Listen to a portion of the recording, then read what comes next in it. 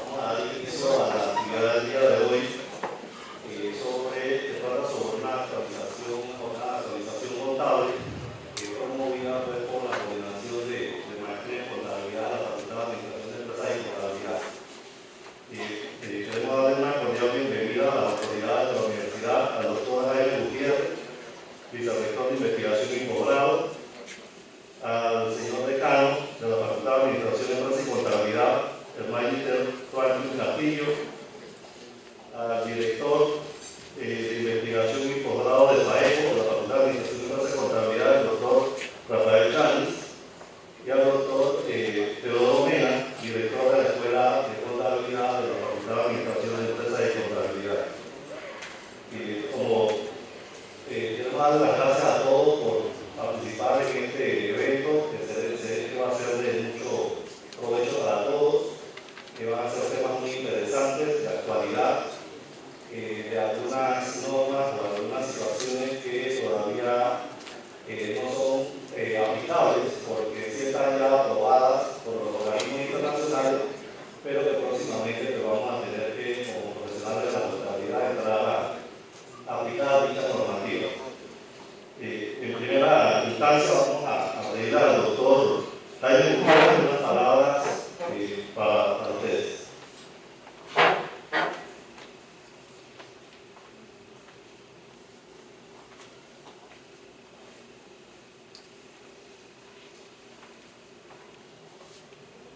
Buenos días a todos. Yo decano de la Facultad de Administración de Empresas y Contabilidad, Franklin Castillo, autoridades de la facultad que nos acompañan. En primera instancia, yo quisiera felicitar a la facultad y al programa de maestría en contabilidad por la iniciativa de organizar este seminario. Y buscando algunas palabras adecuadas al evento, yo quisiera recordarle algunas situaciones actuales que está viviendo la Universidad de Panamá, y aquellos que siguen las noticias nacionales deben haber notado que durante los últimos días el tema de la educación superior pública ha sido un tema de debate, particularmente en la Asamblea Nacional de Diputados, donde se discute temas de carácter político y universitario, particularmente cómo se escogen a las autoridades y cuál es la duración de los periodos de la administración de las autoridades. Es importante en ese sentido señalar que la universidad es mucho más que su rector, sus decanos, sus directores y directores de centro. La Universidad de Panamá es una universidad de contrato. Y para darle un ejemplo de esa situación, quiero contarles que ayer nada más estuve en el acto de premiación de las Olimpiadas Panameñas de Matemáticas. Son chicos de 10 años a 17 años que buscan descubrir sus talentos. Chicos que sienten pasión por la matemática, cosa que no es compartida por muchos, pero tratan de descubrir ese talento y se sienten animados de participar en estas actividades. Y de contraste a esto, tenemos la actividad de hoy.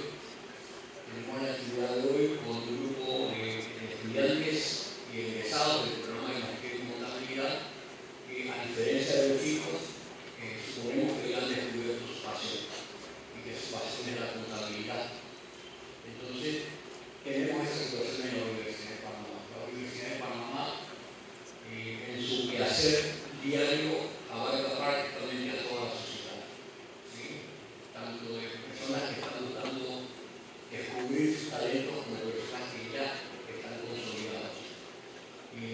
También es importante señalar que en el caso de la Universidad de Panamá, la población estudiantil de posgrado de la Universidad de Panamá es una población muy particular. La mayoría, por no decir todos, son profesionales. Ya tienen una ocupación y responsabilidad laboral y por lo tanto la oferta académica que hace la Universidad de Panamá debe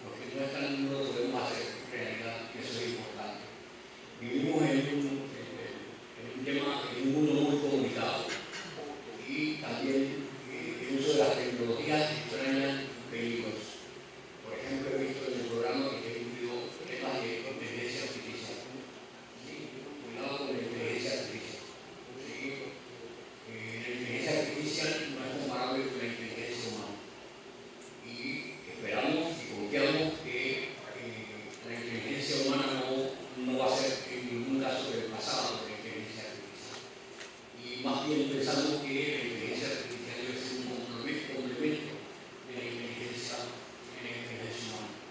Pero la inteligencia artificial se nos vende en otros términos. Se nos vende en los términos de que prácticamente el usuario de la inteligencia artificial no tiene que hacer nada. ¿Sí? Todo lo hace el sistema informático y nosotros solamente tenemos que dar la información.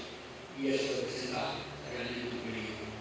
Porque la información que viene de la inteligencia artificial, igual que pasa en el caso de Internet, no siempre es la más precisa, no siempre es la más correcta, e inclusive en algunos casos extremos es información equivocada.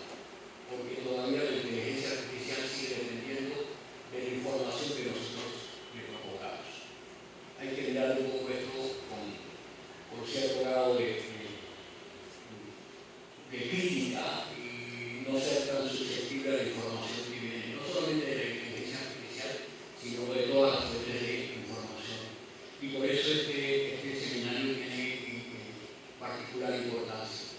Lo que queremos de nuestros estudiantes de posgrado, de nuestros egresados, es que sí tengan acceso a esta tecnología, pero desde un punto de vista crítico, que realmente la información que nosotros luego procesemos sea una información confiable y útil, no solamente para nosotros en el caso individual de nuestro trabajo, sino para todos.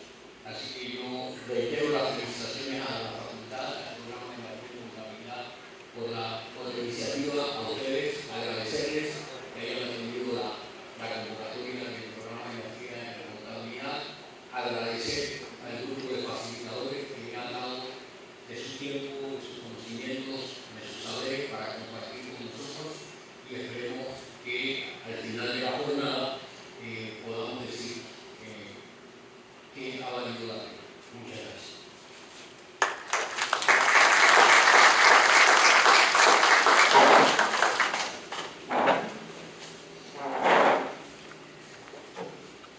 Muchas gracias, doctor Jaime, por sus palabras.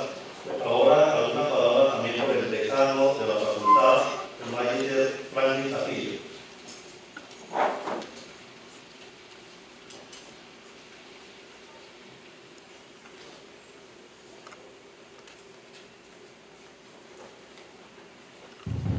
Buenos días a todos los presentes, jóvenes estudiantes, licenciados de la maestría, las diferentes maestrías de contabilidad de nuestra querida facultad, a los que me acompañan en la mesa principal, al doctor Jaime Gutiérrez. Gracias por acompañarnos siempre, por apoyar a la facultad en las diferentes maestrías y en las diferentes actividades que nuestra facultad últimamente ha estado desarrollando, que andan bastante activos. Ustedes como egresados de nuestra facultad y de los centros regionales, les pido pues, que no se olviden de su alma mater, de las facultades y de los centros regionales, para efecto de apoyarlos en las diferentes actividades que tengamos.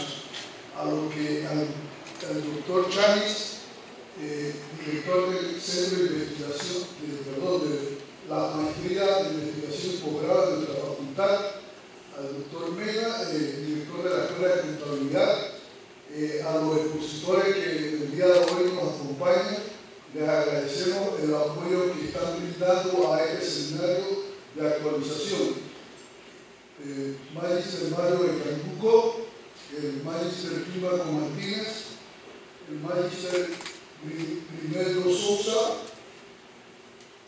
entre los conferencistas que a través de la semana de inicio de este seminario de actualización contable se va a estar desarrollando. A la doctora Serafina Martínez, directora de la maestría de contabilidad, le damos las gracias por esta iniciativa de brindarle a ustedes, a los estudiantes de contabilidad, este seminario de actualización. Ustedes mejor que yo saben que la contabilidad es una actividad que en los últimos años ha estado cambiando en el caso de Panamá y del mundo de las NIF, y hoy en día se habla de la inteligencia artificial. Se habla de los diferentes software que se han estado desarrollando como Peachtree, diferentes programas software que ofrecen universidades virtuales como SAP o DOM, donde se ofertan los diferentes programas de contabilidad. La contabilidad de acuerdo a las demandas de las empresas, de acuerdo a las demandas gubernamentales en cuanto a actualización de los procesos contables, va a requerir siempre de que ustedes, los contadores, los licenciados en contabilidad, los magísteres en contabilidad, los doctores en contabilidad, se estén actualizando porque el mundo está cambiando. Si el mundo está cambiando, la contabilidad también está cambiando. Y ustedes, que son los responsables de llevar los libros, de llevar la imagen contable, la imagen financiera de las empresas y de las instituciones gubernamentales, tienen una gran responsabilidad, por lo cual cada vez que puedan tomen los seminarios de actualización o de cualquier otro tema relacionado con sus diferentes áreas de contabilidad, tributaria, financiera, entre otras. Muchas gracias y les deseo el mejor de los éxitos durante este seminario. Gracias.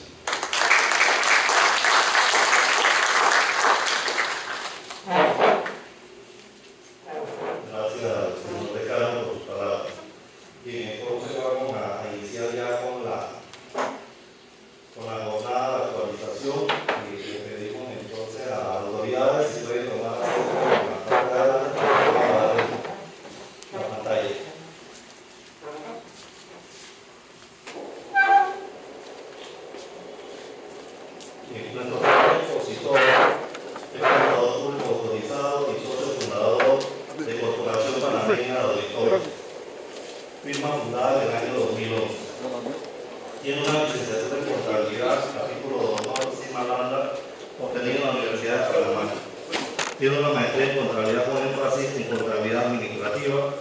Tiene 2 especializaciones, una en Contraloría y otra en Docencia Superior. Ha culminado las materias de la licenciatura en Derecho y Ciencias Políticas, donde tiene pendiente la tesis para obtener el título. Tiene un diplomado de especialización en Derecho del Trabajo, tomado en la Universidad de Panamá. Tiene certificación de examinador de fraude. Ha asistido a seminarios, conferencias y cursos equivalentes a más de 700 horas de capacitación continua. Es autor de Sobrevive a los impuestos, libro publicado de manera independiente en el año 2020. Sus 20 años de experiencia profesional incluye ser docente en la Universidad de Panamá desde el año 2021, fue contador local en una empresa internacional de comercio electrónico, fue gerente de auditoría interna de un banco de licencia internacional, fue auditor en la Superintendencia de Bancos de Panamá, ha sido perito contable en una decena de procesos judiciales civiles, ha sido expositor en más de 50 ocasiones en seminarios y conferencias de diversas instituciones, destacándose una presentación en la plataforma internacional TED en el año 2022. Recibamos con un aplauso al magíster Mario Becanuco.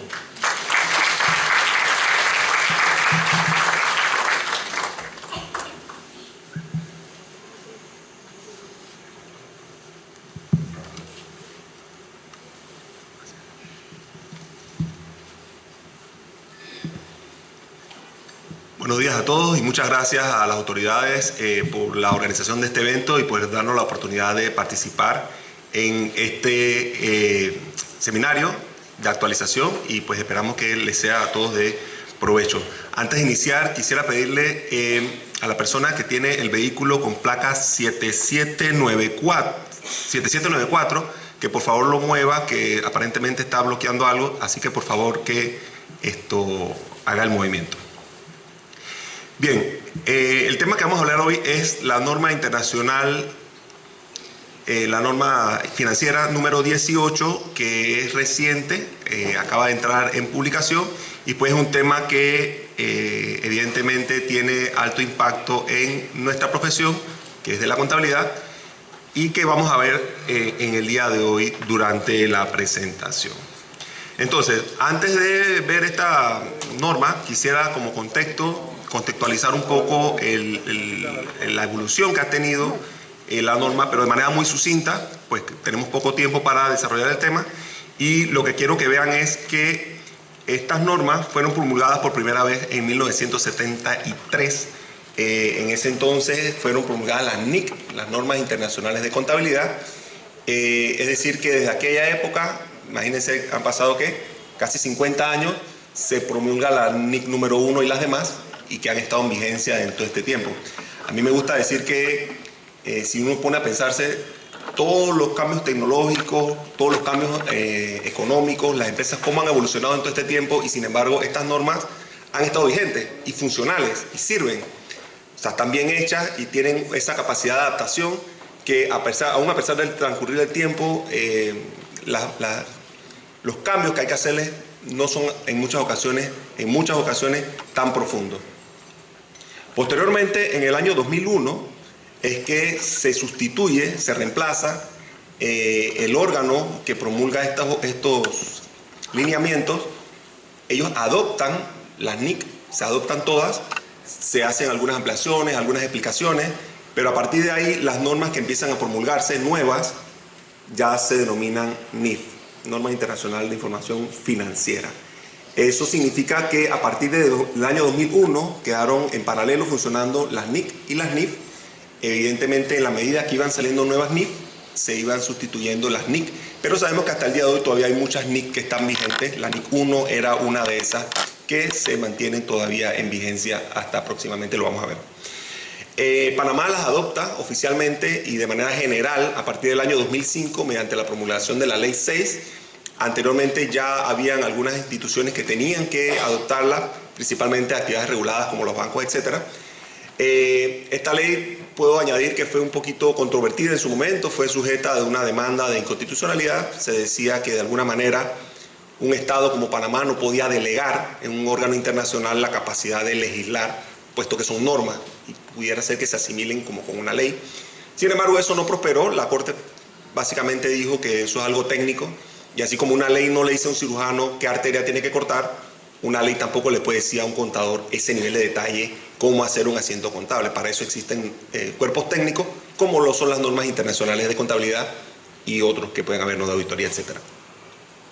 Puedo añadir que en el año 2009 se emite un juego nuevo de normas, las normas internacionales de información financiera para pymes, que son un conjunto de normas un poco más sencillas, un poquito más simplificadas, y que podemos decir de manera sucinta que de manera general aplican para aquellas entidades que no tienen esa obligación de rendir información pública, como lo son los bancos o las aseguradoras, empresas que cotizan en bolsa, que ellos sí tienen que aplicar las NIF plenas.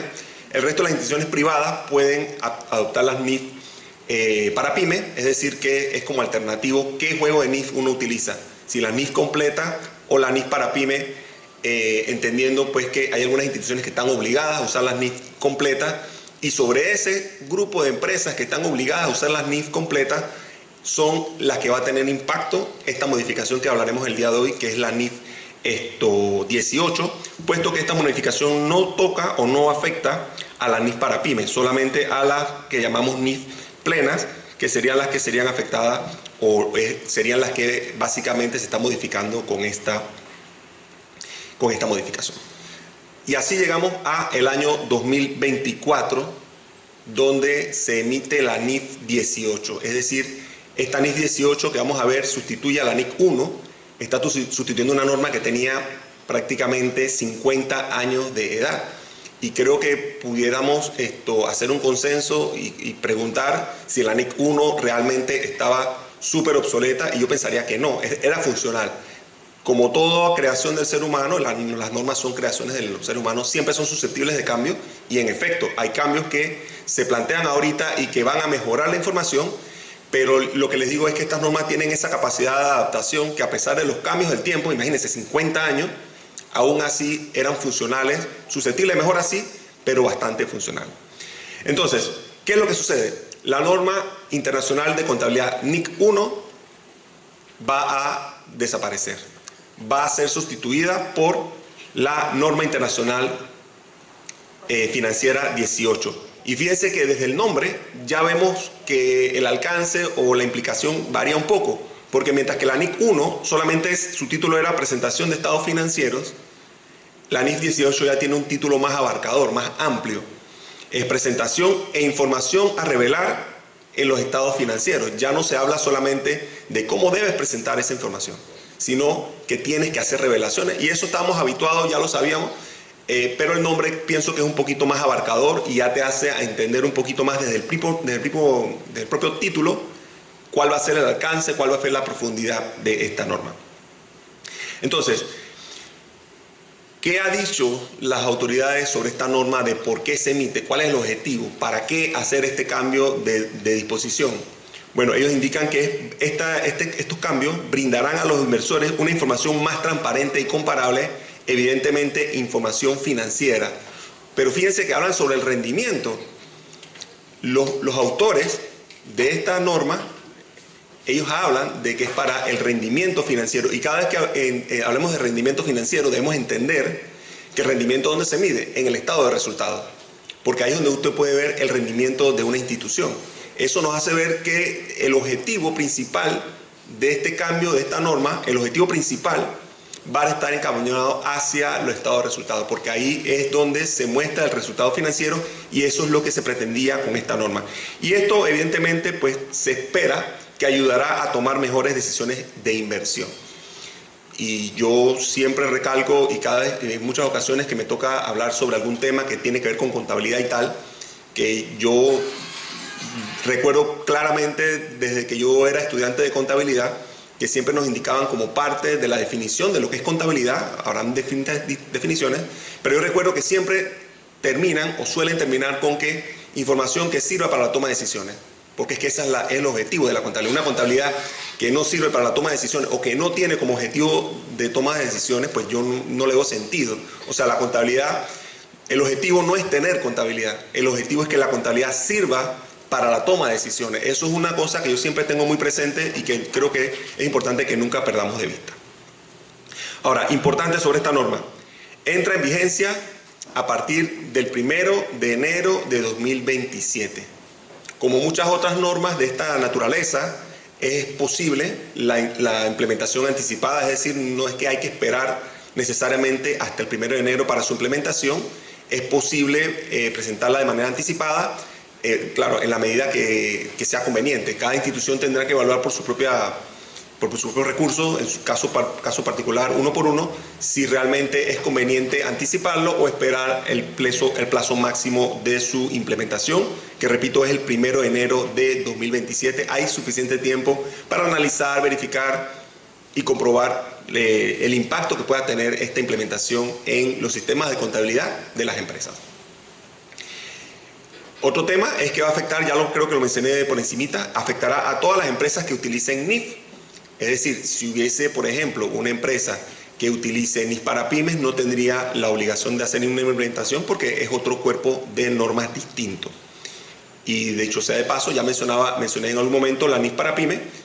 Hay una sección 3 de esta NIF que tiene que ver con la presentación de estado financiero y de momento no ha sido modificada. Esperaría yo, y esto es una opinión muy mía, muy personal, que en el corto plazo o mediano debería ser modificada para que de alguna manera haga concordancia con la presentación que vamos a ver que va a tener los estados financieros con las NIF completas a partir de 2027, pero que seguramente podremos empezar a ver antes de esa fecha, porque son implementaciones que me parece realmente que aportan valor. Me parece que la presentación nueva que se va a exigir, me parece que tiene un poquito de sentido y creo que va a ser presentada de manera anticipada por algunas instituciones, sino por muchas. Entonces, a manera resumida, ¿cuáles son los principales cambios que se ventilarán con esta norma? Por un lado, la estructura del estado de resultados. Y ya lo decía, las propias autoridades, la IASB en sus propios comunicados de prensa, cuando hablan sobre el lanzamiento de esta norma, hacen énfasis en el estado de resultados, hablan de mejorar la forma de medir o mostrar los rendimientos, y cuando uno escucha rendimientos, pues eso te dirige hacia el estado de resultados, que es donde se muestran los rendimientos. Y ahí es donde va a estar principalmente el impacto en la forma como se van a presentar los estados financieros a la luz de esta nueva norma. Hay otro concepto que se introduce y es las mediciones definidas por la gestión que se tienen que revelar en los estados financieros. Es decir, las normas internacionales de información financiera exigen unos parámetros mínimos que tienen que tener las instituciones.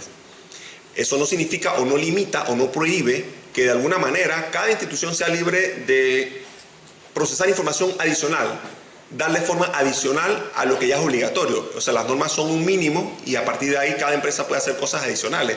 Y dentro de esas cosas adicionales hay algunos tipos de mediciones de rendimiento que la propia administración define por su propia voluntad. Un ejemplo casi clásico es el EBITDA.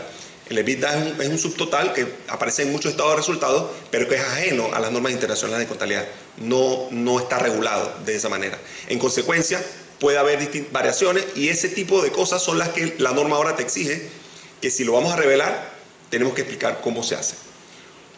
Otro asunto es el punto de partida del flujo efectivo. Y si vamos a ver más adelante, la estructura que conocemos o que estamos habituados a que tenga el flujo efectivo, el indirecto, pues se va a asemejar bastante al estado de resultados. Y este cambio básicamente lo que hace es que siento que alinea ambos reportes para que hablen el mismo idioma, si se quiere.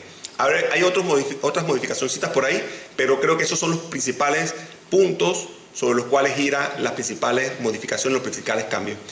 Y fíjense, yo ya lo mencionaba el doctor hace un instante, cuando estaba haciendo la presentación, que hablaba de la inteligencia artificial. Yo la utilizo, pero yo la utilizo como un asistente, como una persona que sabe mucho a quien yo le pregunto. Y una información que yo le pregunté ya cuando ya tenía mi presentación, porque es que me di cuenta de que la NIC 1 su espíritu sigue vivo dentro de la NIC 18.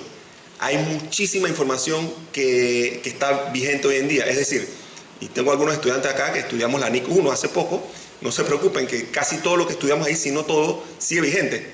Y a mí me dio por preguntarle a la inteligencia artificial. Bueno, primero ya yo he aprendido un poquito cómo uno le tiene que hablar a la inteligencia artificial. Y yo le dije por delante, yo creo que el 95% de la NIC 1 se mantiene en la NIC 18. ¿Qué opinas tú? Yo le pregunté así. Y ella me dijo, eres muy optimista, yo creo que entre un 60 y un 70% de la NIC 1 está vigente. Esto es muy subjetivo y no les digo que eso sea así, pero me recordó hace un instante el colega que dio las palabras, que habló de la inteligencia artificial. Ese es un poco el uso que uno tiene que darle. O sea, tiene que ver con mucho cuidado el tipo de información que te da, porque es verdad, te puede dar información que no necesariamente es real. Pero creo que de alguna manera sirve, porque yo creo que de verdad mucho de la NIC 1 sigue viva dentro de la NIC 18. Los párrafos se movieron, pero el contenido en sí, en una gran medida, sigue vigente. Así que no se preocupen que no perdieron el tiempo estudiando la NIC 1, porque eso sigue vigente en mucha medida. Con otro título, en otro lugar, pero el espíritu y la norma sigue estando en el mismo lugar, dentro de la norma. Ya les anticipaba, el impacto principal de cambio en esta norma va a estar en el estado de resultado. Y es que la norma nueva, esta NIC 18, ahora te obliga a que uno separe la estructura, la forma del estado de resultado, incorpores una primera parte sobre la operación de la institución. En esta sección se van a revelar o a mostrar todas las partidas principales de la actividad económica de la empresa. Sin embargo, si usted busca una definición dentro de la norma de qué incluye en esta sección de operaciones, no lo va a encontrar, porque es una sección, digamos, residual. ¿En qué sentido? Que la norma te va a explicar las demás secciones que contiene. Y la propia norma te dice, si no está en base a la definición de las otras secciones ubicada en ninguna de las otras secciones, te tiene que quedar acá en la norma, en la sección de operaciones. Es decir, que uno va a hacerlo al revés. No es que tú vas a hacer el esfuerzo de clasificar las actividades en las operaciones y en las otras secciones, sino que sería al revés. Tú tienes que ver si las partidas de las que estás tratando de analizar embonan en inversión o en financiamiento, y la vas seleccionando aquí y allá. Y todas las que sobran te van a quedar acá en operaciones. Evidentemente, todas esas que sobran deberían ser de la actividad principal de la entidad comercial o de que se trate. Sin embargo, por si acaso nos queda la duda sobre una partida, si debemos incluirla en una u otra sección, la norma lo que te dice es que tienes que hacerlo por descarte. ¿Va en esta sección? No. ¿Va en esta otra sección? No. Entonces te toca clasificarlo como operación, porque así lo define la norma. El espíritu es que sea la actividad principal y uno de buenas a primeras lo puede identificar, pero si te llega a quedar la duda, lo tienes que hacer por descarte. La otra sección que no estaba en la estructura anterior es la de inversión, donde ahora en una manera, en una sección aparte dentro del estado de resultados, tenemos que, y ya no es optativo, mostrar esas actividades de inversión. ¿Qué son estas actividades de inversión? Pues aquello relacionado con aquellos activos que la institución conserva o tiene, pero con ánimo de producir algún tipo de lucro, algún tipo de ganancia. Si compras un título valor para ganar dividendos, intereses, etcétera, o con la esperanza de que el precio suba en el futuro. Ese tipo de actividades que conocemos bastante bien de qué se refieren de inversión, se tiene que poner por separado en esta sección que es de inversión. Por otro lado, tenemos las actividades de financiamiento, donde acá más bien lo que tenemos que poner es todas aquellas operaciones, todas aquellas partidas que guardan relación con el financiamiento de la entidad de que se trata, es decir, con los costos o los ingresos que pudiese haber relacionados con la obtención de recursos. En la de inversión es con activos que te produzcan algún tipo de bien, de lucro. Acá es con el objetivo de obtener fondos para poder operar la actividad. Y me gusta, realmente a mí me gusta esta nueva estructura porque si uno lo mira a grandes rasgos, cuando uno ve esta estructura de estos tres primeros elementos, automáticamente ¿en qué uno piensa? En el flujo efectivo. Y entonces ahora vamos a tener dos reportes que van a tener un grado de homogeneidad, van a ser bastante estándares, van a ser similares, donde van a tener tres secciones que son un poco más comparables, porque estamos hablando del mismo idioma, la misma cantidad de posiciones, de formas. A mí me gusta, la verdad, creo que es positivo. No podemos dejar de lado que el estado de resultados no va a terminar ahí. Siempre va a haber y esto ya estaba desde antes, el impuesto sobre la renta es especial, va por separado, va aparte, al igual que las operaciones discontinuadas, si las hubiese, también se muestran por separado. Es decir, que a partir de enero de 2027, de manera obligatoria, ya lo mencioné también de manera anticipada, va a tener esta estructura de cinco secciones claramente definidas: operaciones, inversión, financiamiento, la sección del impuesto sobre la renta y la de las operaciones discontinuadas. Esta va a ser la nueva estructura que vamos a tener con esta nueva NIF 18. Repasando lo que teníamos anteriormente con la NIC 1, y sabemos que habían algunos formatos distintos, elegí uno, digamos, que fuera de una forma comercial. Teníamos una primera parte donde se mostraban los ingresos, si es comercial serían ventas con su costo de venta y un primer subtotal de esta utilidad bruta, esta ganancia bruta. A continuación se iban a mostrar todas las demás partidas que hubiesen, otros ingresos, gastos de venta, gastos generales y administrativos, otros gastos, etc. Un subtotal de la utilidad, las operaciones discontinuadas, hasta finalizar en la utilidad del año.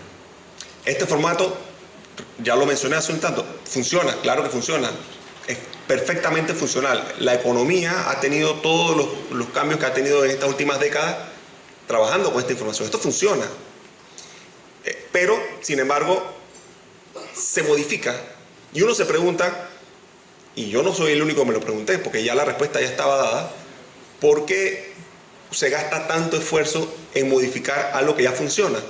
Yo trabajé en un momento con un ingeniero y siempre recuerdo que cuando yo le pedía, oye, vamos a hacer este cambio en el software o tal cosa, él me decía, ¿pero te está funcionando? Sí, lo que funciona no se arregla. Eso es algo muy típico de los ingenieros. Si eso funciona, déjalo quietecito, porque capaz que haciéndole algún cambio, cambias otra cosa y a lo mejor te puede salir peor la cura que la enfermedad.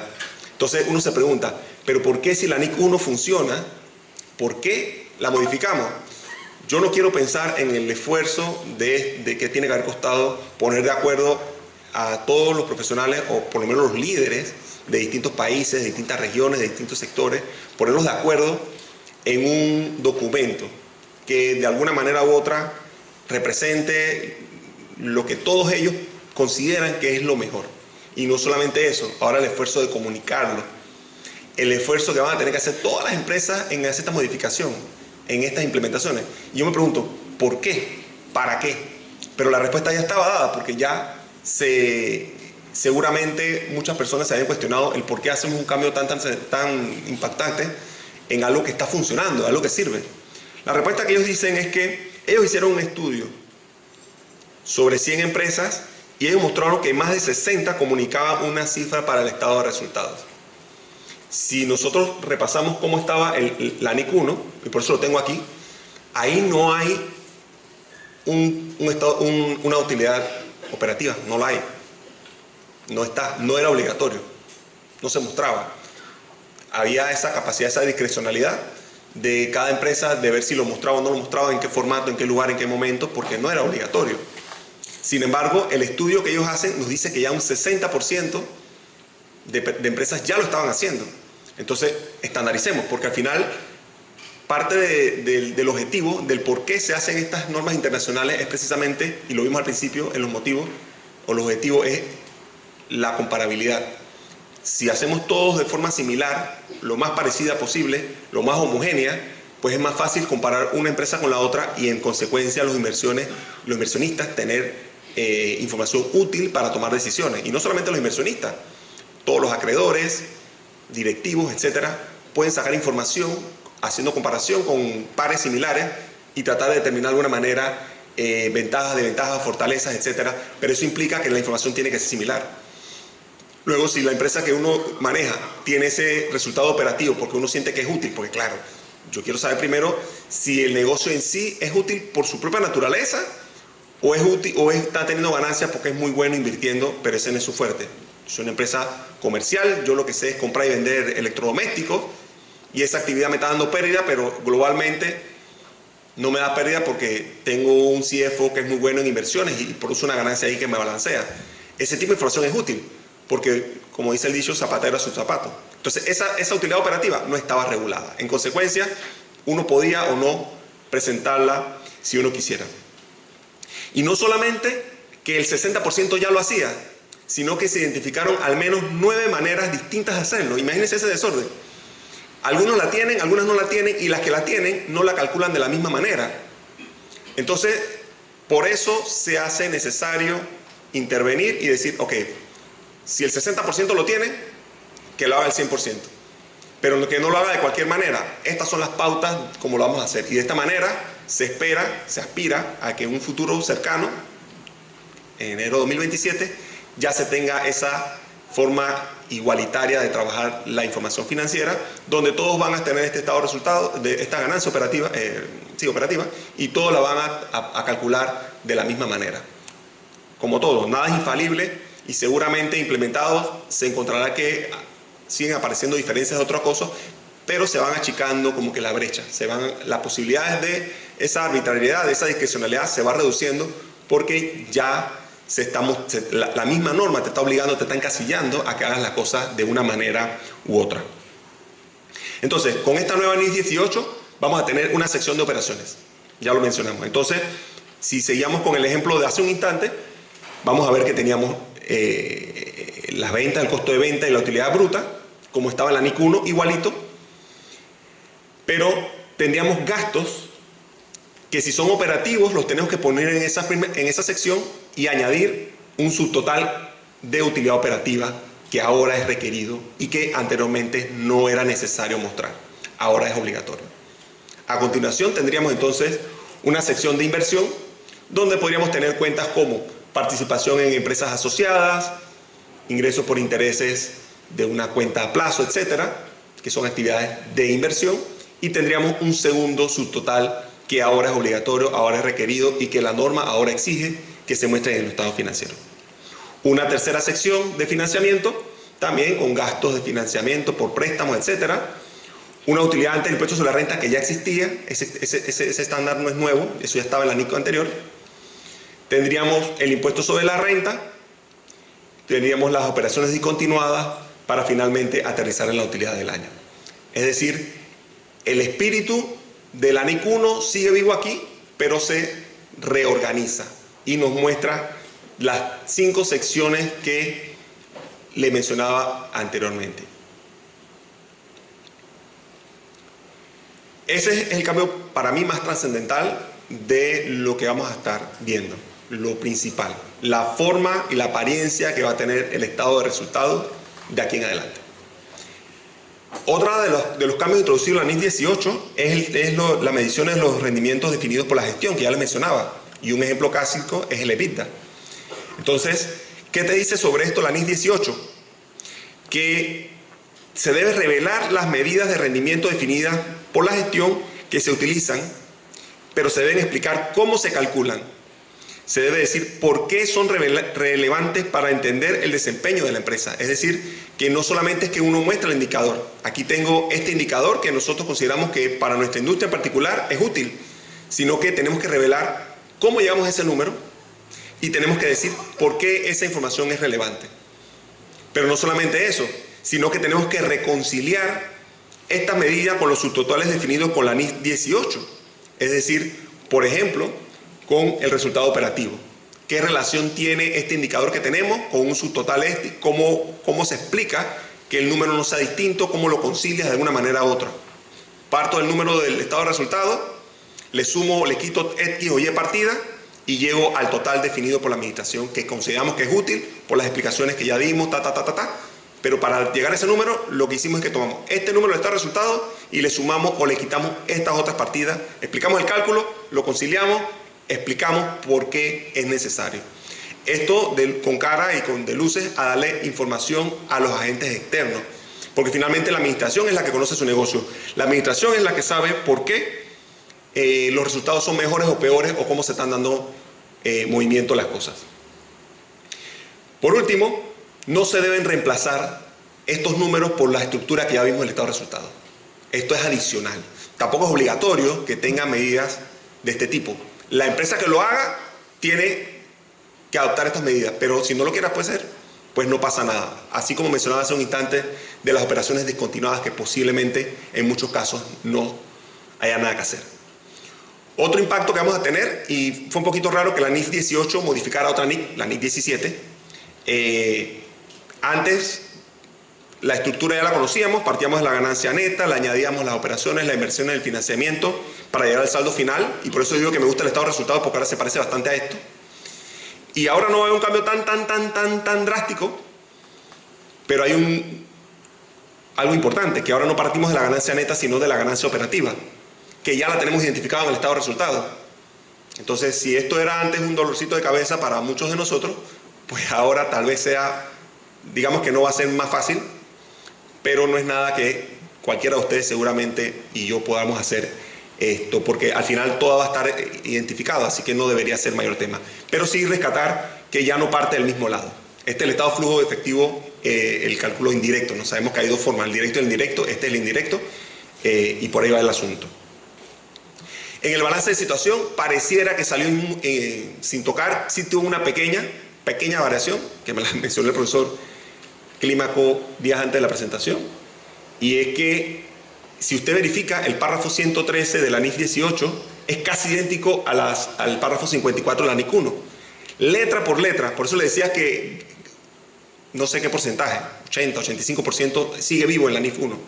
La variación que es que en ambos casos se trata de las partidas que debe presentar el estado de situación. Te va mostrando, tienes que mostrar el efectivo, las cuentas por cobrar, y te hace un listado. De antes te mencionaba 20 partidas, activos biológicos, etc. Ahora hay 21. Hay una partida adicional que hay que abrir, hay que mostrar, hay que identificar claramente en el balance de situación, y no es más que la plusvalía.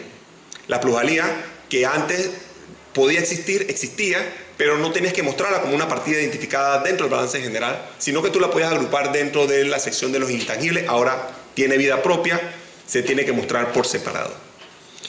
Su implementación, ya sabemos, tenemos más de 2 años, tenemos lo que queda de 24, tenemos 2025 y tenemos el 2026 para su implementación, aquellos que le apliquen. Pensaría yo que tiene impacto, a lo mejor puede tener un impacto en el catálogo contable, porque a lo mejor la numeración de las cuentas contables tiene relación con la forma del estado de resultados, y como el estado de resultados se te lo mueve, posiblemente haya que modificar también el catálogo contable en algunas ocasiones. Definitivamente el mapeo de cuentas va a tener un cambio. Para reportes de impuestos internos, para lo que sea, uno suele tener esta cuenta corresponde con esta cuenta corresponde con esta. Ese mapeo se te va a modificar, pero finalmente la mayor parte del impacto de toda esta norma va a ser en la reorganización de los sistemas de información. Eso es lo que básicamente, porque si se fijan, no hay nuevas formas de hacer cálculo, es cómo se procesa y se muestra la información que ya teníamos. Entonces básicamente es reorganizarla, no escatimar en que parezca muy sencillo.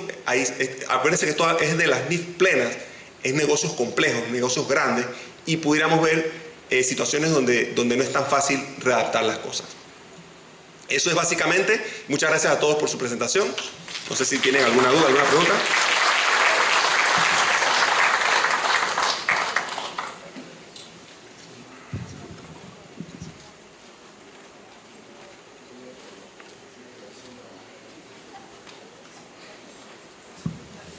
Muchas gracias al... Sí, Mario, como un aporte. La anterior diapositiva, por favor.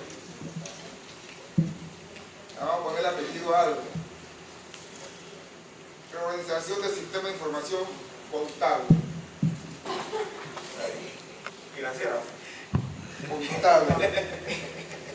Bien, muchas gracias al Magister Becanuco. Vamos a tener espacio solo para 3 preguntas para que el profesor Becanuco pueda absorberla. El resto de las preguntas las hacen en la plataforma Classroom, porque yo sé que tal vez todos quieren preguntar, porque es muy interesante el tema, pero si tienen alguna pregunta, solo 2 o 3 participantes que alcen la mano y le...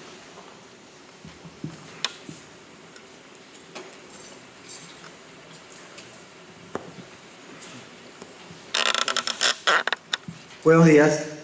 Si bien es cierto, esto tiene vigencia para el 2027, pero en el caso de comparaciones horizontales, ¿no es necesario aplicarla antes? Claro, pero lo que pasa es que cuando haga el estado financiero del año 2026, se puede mantener con la estructura, la normalita, la de la NIC 1. Cuando ya haga el nuevo estado financiero, claro, para poder hacer la comparación, va a tener que mostrar los dos estados en el mismo formato. Y por lo tanto, sí, tendría que hacerlo en ese sentido, como menciona el profesor. Buenos días, excelente presentación. Una pregunta. Anteriormente la plusvalía nosotros la clasificábamos como en otros activos. Ahora usted con la nueva NIC 18 que reemplaza la NIC 1, la plusvalía entonces, como usted dijo, que ya tiene su vida propia, ¿dentro de qué clasificación entonces nosotros la podemos clasificar? Es que la clasificación ahora va a ser plusvalía. Ahora en el balance general usted va a tener efectivo y equivalente, cuentas por cobrar comerciales, otros activos, plusvalía. La plusvalía es una categoría ahora. Gracias. Los activos intangibles, no, los activos intangibles sobreviven. Lo que pasa es que la plusvalía ya no la puedes meter adentro de los intangibles, tienes que separarlo. Entonces los otros activos pues va a mantener todos los otros que uno puede agrupar como siempre tradicionalmente lo hacíamos, eso no va a cambiar. Lo único es que la plusvalía antes la podías añadir ahora, ahí adentro, ahora no, ahora tiene su vida propia y tiene su propia, se muestra por separado. No se puede incorporar, no se puede agrupar. Bien, el resto de las preguntas las pueden hacer en la plataforma Classroom, en la sección donde está la NIF 18, para que el Magister Becanuco pueda darle respuesta a sus inquietudes. Le vamos a solicitar al señor decano si nos puede acompañar para entregar un certificado de reconocimiento al profesor Becabunco. Queremos anunciar también el auto con placa EI 4055, EI 4055 y el auto con placa AJ 7877. Por favor, si pueden ir a estacionarlo mejor porque está obstruyendo.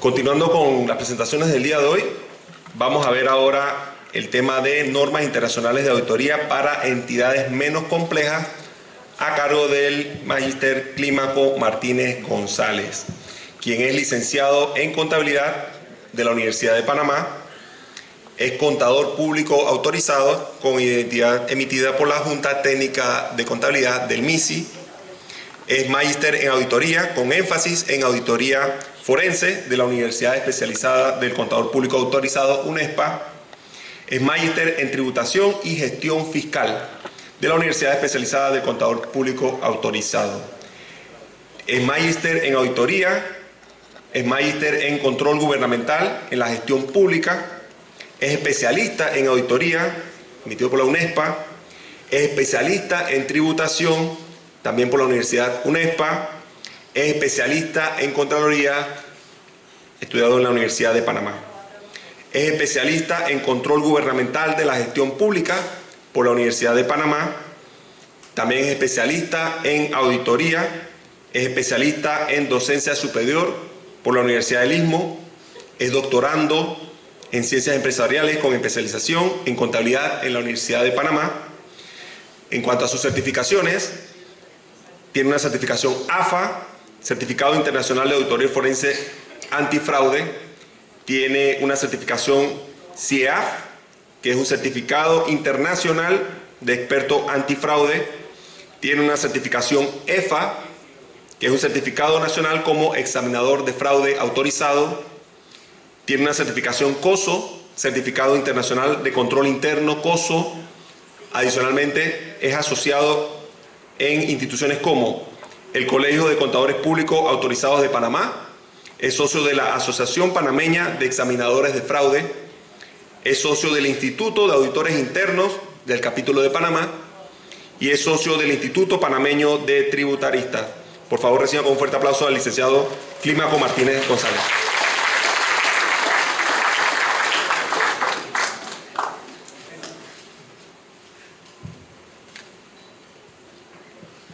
Buenos días, saludo a las autoridades, a todos los que vinieron a acompañarnos en este evento de actualización. En esta ocasión pues vamos a conversarle un poco sobre la nueva norma de auditoría, norma internacional de auditoría para entidades menos complejas, que es una nueva norma que ha establecido el IFAC para la auditoría de estos entes con menos complejidades operativas que otras empresas de mayor magnitud.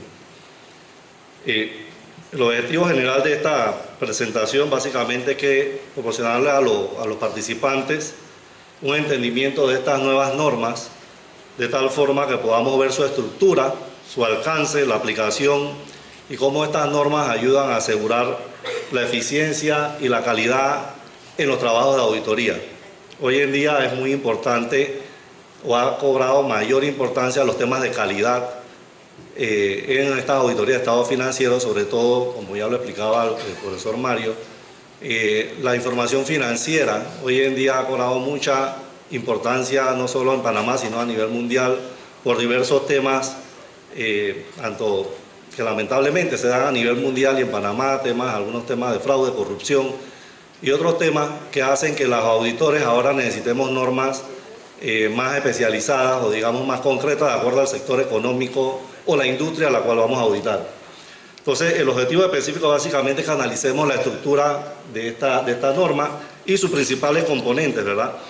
Determinar los criterios tanto cualitativos como cuantitativos que se deben tomar en cuenta para la aplicación de esta norma internacional de auditoría, ya que tiene ciertas prohibiciones y excepciones, no se puede aplicar a todo tipo de empresa, y de alguna manera poder exponer los beneficios de esta norma, de esta NIA para MC. El contenido de la presentación, vamos a ver una pequeña introducción de la NIA para entidades menos complejas, vamos a ver el porqué de estas normas, definir qué es una entidad menos compleja, ver la estructura de las NIAs, también ahí en una de las presentaciones vamos a ver la simplicidad en la estructura versus las normas actuales. Yo les llamo NIAs ahora completas, ¿verdad? Así le he denominado, por lo menos yo para referirme a eso. Vamos a ver algunas reflexiones finales y la bibliografía. Bien, entonces a manera de introducción pues nace esta norma internacional para entidades menos complejas, que ha sido con el propósito básicamente de ofrecer un enfoque más simplificado y adaptado a la auditoría de estas entidades que tienen operaciones menos complejas, la cual hasta antes de esta norma requería que se hiciera un esfuerzo desproporcionado en la cual teníamos que aplicar alrededor de 37 normas, más 2 normas de calidad, para empresas que no requieren un esfuerzo tan desproporcionado de las firmas de auditoría y de los auditores y contadores independientes que realizan este tipo de trabajo. Pues, entonces surge en respuesta a la necesidad precisamente de ajustar esta norma a las exigencias actuales, porque, veamos, hoy en día muchas empresas, sobre todo pequeñas, les es costoso el pago de una auditoría de su estado financiero, lo cual de alguna forma le impide el acceso a financiamiento bancario, debido a que los bancos evidentemente exigen estados financieros auditados. La aplicación de las NIAs completas por parte de las firmas auditores o profesionales independientes requiere pues una normativa extensa y por ende una cantidad considerable de horas de trabajo que al final pues tiene que pagar el cliente. Sin embargo, con esta norma se busca pues ese equilibrio, ¿no? Ese equilibrio y buscar eficiencia y calidad partiendo de esta auditoría para entidades con operaciones más reducidas. Con esta norma no es que se baja la calidad, se mantiene todos los principios tanto de juicio como de escepticismo, evidencia de auditoría suficiente y adecuada. Y cuando veamos la estructura vamos a entender que no se pierde ningún requerimiento de las normas, simplemente se hacen de las normas actuales, las completas, sino que simplemente pues se ajustan o se simplifican de tal forma que los requerimientos vayan de acuerdo a la complejidad del negocio.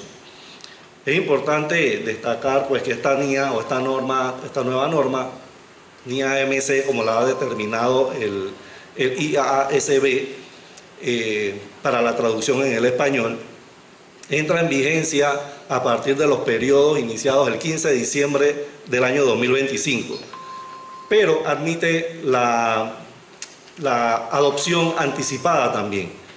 Esta norma me anticipa un poco a lo que son los beneficios. Vamos a ver que en Panamá, en particular, va a cobrar mucha relevancia. En Panamá nosotros tenemos, y todo eso no es un secreto, que las 4 grandes, ¿no? Las Big Four que le llamamos, que son las que tienen tal vez la mayor cantidad de empresas complejas y de repente muy poco utilizarán estas normas, pero aquellos contadores o aquellas firmas de auditoría pequeñas, medianas o independientes que realicen auditoría de estado financiero, de seguro, una vez se actualicen en materia de esta norma, verán la conveniencia que hay para las firmas auditoras que atienden entidades que no son complejas y van a ver los ahorros tanto en costo como en la eficacia y eficiencia en la realización de esta auditoría. Así que esto es algo muy similar cuando nace la NIF para pymes, ¿verdad? Que es una sola norma y que simplemente consta de 35 secciones y que simplemente simplifica. Las personas que reportan contabilidad bajo NIF plena, estamos hablando de casi 3.000 revelaciones que debieran hacer si se adaptaran todas las normas en su totalidad. Sin embargo, las NIF pymes, si acaso llega a 300 revelaciones. Esto mismo va a ocurrir con esta NIA, porque en Panamá la mayoría de las empresas no son empresas complejas, son empresas relativamente pequeñas, o digamos que, de hecho, la estadística que hace el IASB fue esa, que entre el 90 al 95% de las entidades en el mundo son entidades menos complejas y son las que mayormente mueven las economías de los países que se consultaron para hacer el estudio. De allí la necesidad de esta norma, ¿verdad? Entonces, ¿por qué y para qué unas NIAs para entidades menos complejas? Ahora, debo aclarar que ya en el año 2017,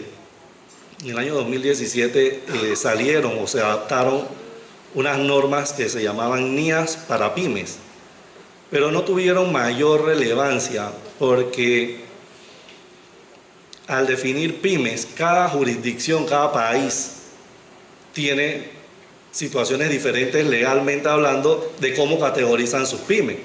Aquí en Panamá tenemos casi 3 legislaciones de diferencia que hablan sobre el mismo tema, ¿sí? ANPYME, leyes fiscales.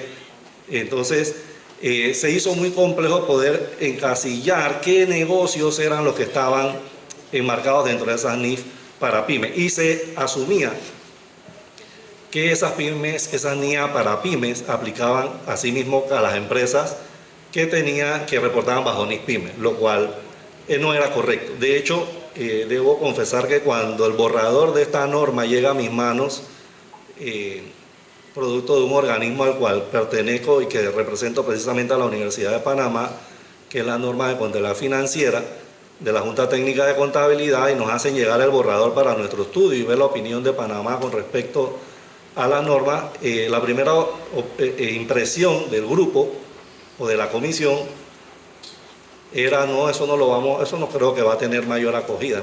Ese fue el primer pantallazo. Dice: no, vamos a disminuir los requerimientos con tantas situaciones de fraude, con tantas situaciones de manipulación de estado financiero, con tantas situaciones que están dando en el mundo.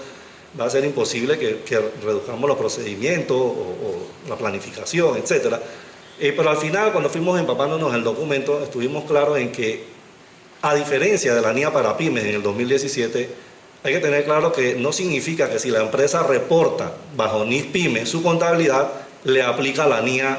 Yo como auditor voy a utilizar la NIA EMC, porque la norma no se llama NIA pyme, se llama NIA para entidades menos complejas.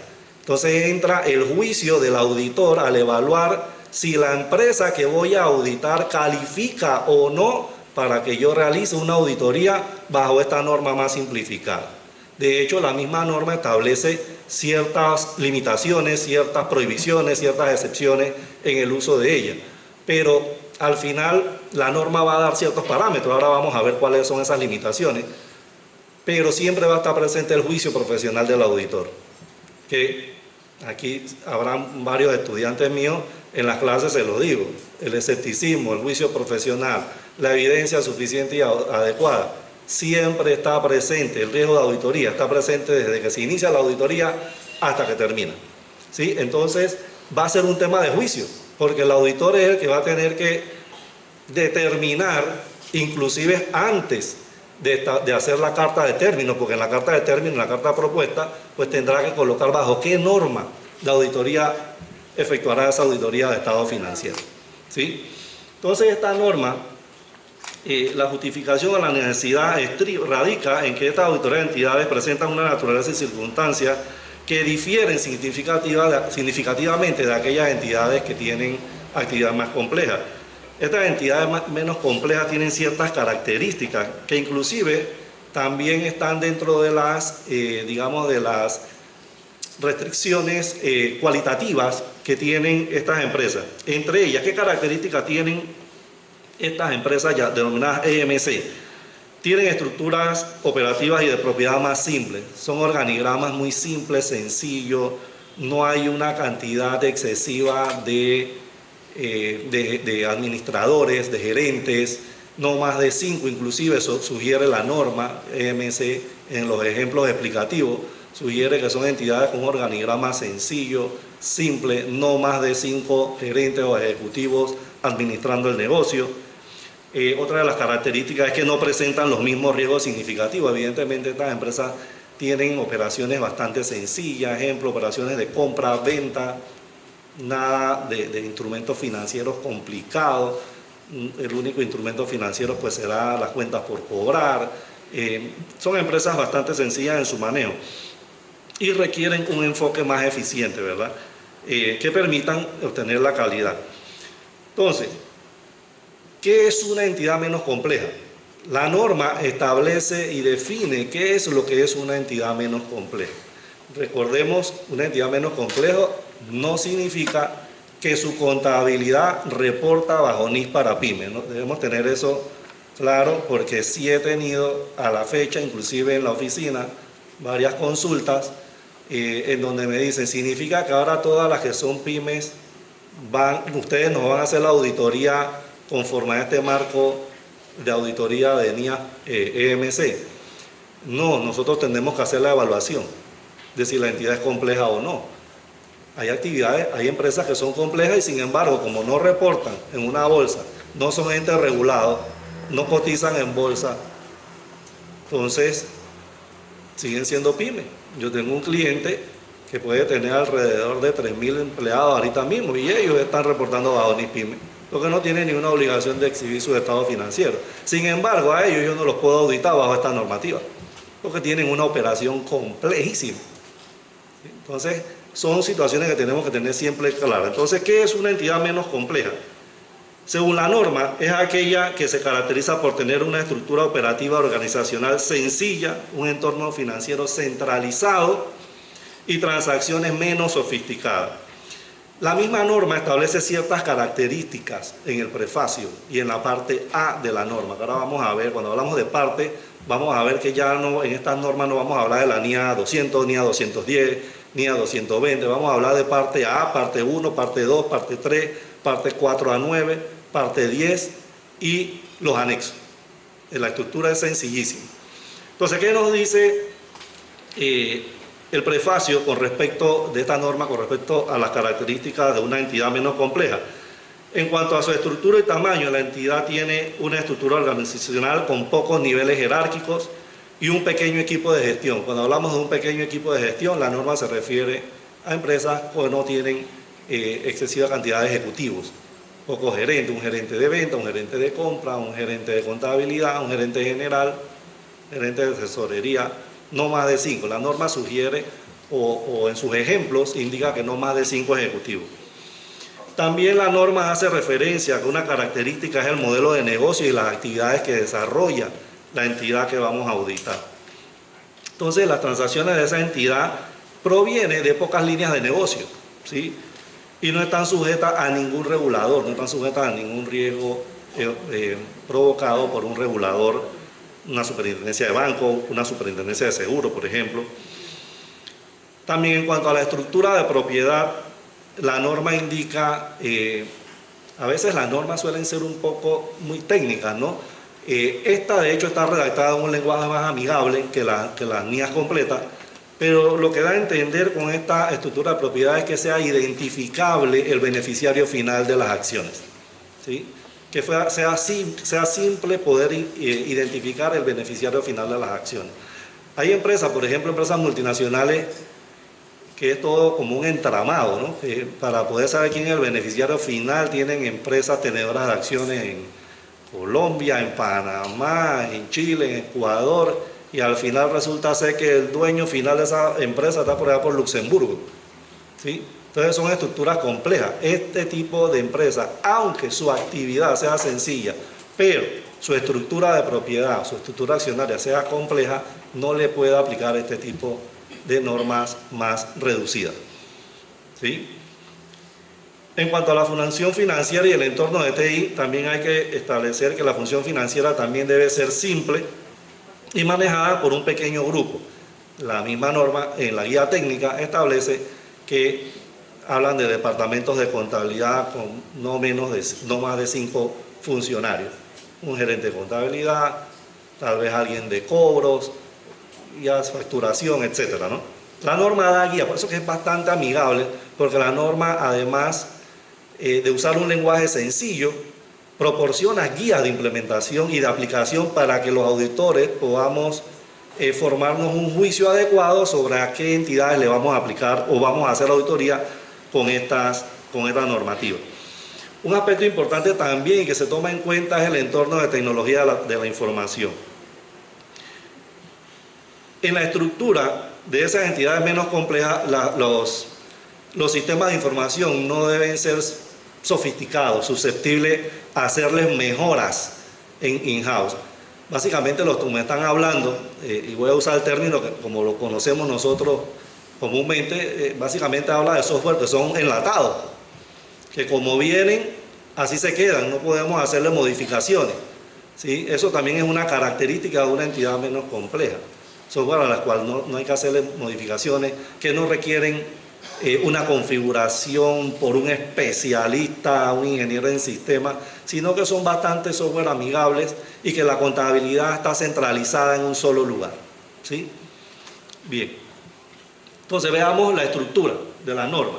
Si ven, es una estructura sencilla, una parte A, luego las NIAs en sí son de la parte 1 a la parte 10 y cuenta con unos anexos que ayudan a poder aplicar esta norma. La parte A básicamente nos va a determinar la autoridad para determinar el uso de las NIAs para entidades menos complejas. Cuando nos referimos a la autoridad, básicamente esta parte nos dice quiénes pueden utilizar o para qué tipo de entidades la firma de auditoría podrá utilizar estas normas y da parámetros claros también en cuanto a limitaciones, incluyendo las prohibiciones para el uso de estas normas, incluyendo las características cualitativas y los umbrales cuantitativos que también, digamos, limitan la aplicación de estas normas para este tipo de entidades.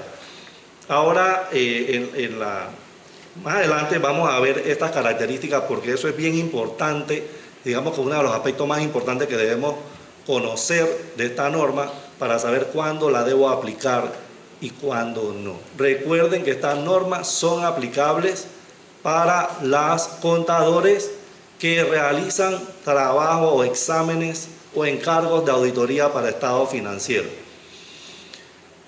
Estas normas benefician también a las entidades auditadas.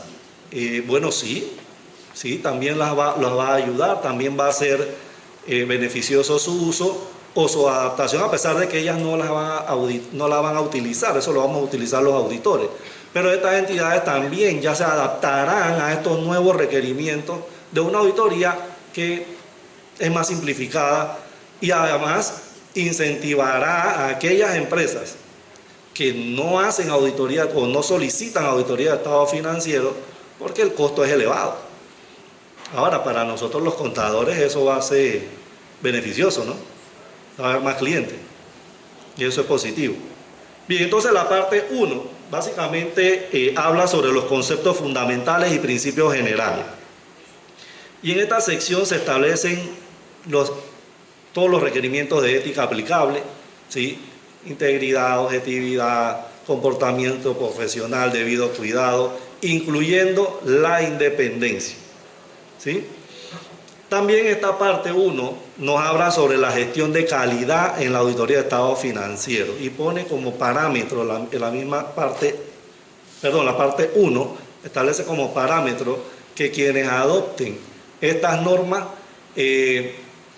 tendrán que utilizar o poner en práctica los requerimientos de la norma internacional de gestión de calidad 1, ¿sí? Que son normas pues para las firmas de auditoría y puedan administrar bien su gestión de calidad. También van a señalar los objetivos globales del auditor, los conceptos de escepticismo y juicio profesional, hace referencia también al riesgo de fraude que vemos en la NIA completa, en la NIA 240, acá también se menciona consideraciones de leyes y regulaciones, transacciones con partes relacionadas que son significativas también, comunicación con la dirección y con el gobierno corporativo y todos los requerimientos de documentación. Si ven, estas normas ya están en las NIA completas, pero cada uno es una norma específica. Acá en una sola parte, más simplificada, están todos los requerimientos aplicables.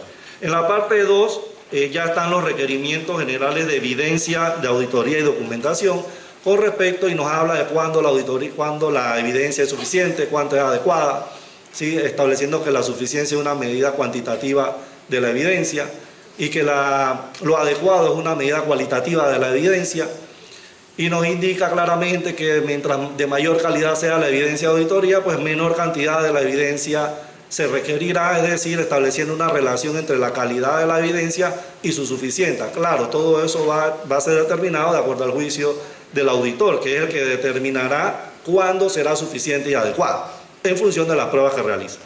Entonces, la tercera parte nos aborda los temas de supervisión y revisión de la gestión del trabajo del equipo de auditoría y hace referencia, como lo hace la NIA completa en la NIA 220, que habla sobre control de calidad y establece las responsabilidades específicas del socio del encargo. También hasta a la parte 3 aborda esta normativa que de alguna manera guarda relación con la NIA 220. La parte 4 y 9 ya sí se refiere a las etapas en firme de una auditoría de estado financiero: planeación, ejecución, procedimientos de cierre y el informe, ¿sí? En esta sección 4 a 9 ya se dan todos los lineamientos para la, digamos, para la planeación, ejecución y lo que tiene que ver con el ciclo o el flujo de la auditoría en sí. Y la parte 10, que son consideraciones especiales para la auditoría de estado financiero del grupo, cabe resaltar que si bien es cierto, estas normas no indican, y ahora lo vamos a ver, pareciera contradictorio, indican que no se deben hacer o no aplica para auditorías de grupo esta normativa. Lo que indica es que no se puede para auditorías de grupo que tengan operaciones complejas. Sin embargo, sí se puede, sí aplica, y está la parte 10 que aplica específicamente para este tipo de entidades. Y los anexos, que son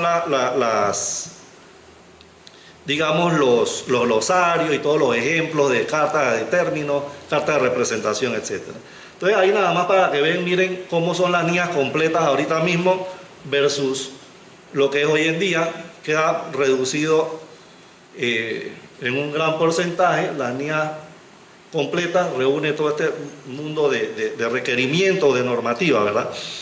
Entonces, ¿cuáles son las prohibiciones específicas para el uso de esto? Cuando la ley o la regulación lo impida, ¿no? Cuando haya una ley o una regulación que impida el uso de estas normas.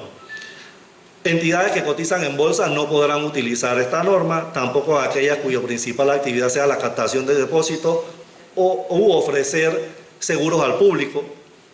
Y en auditoría de estados financieros del grupo, que era lo que les decía, parece contradictorio.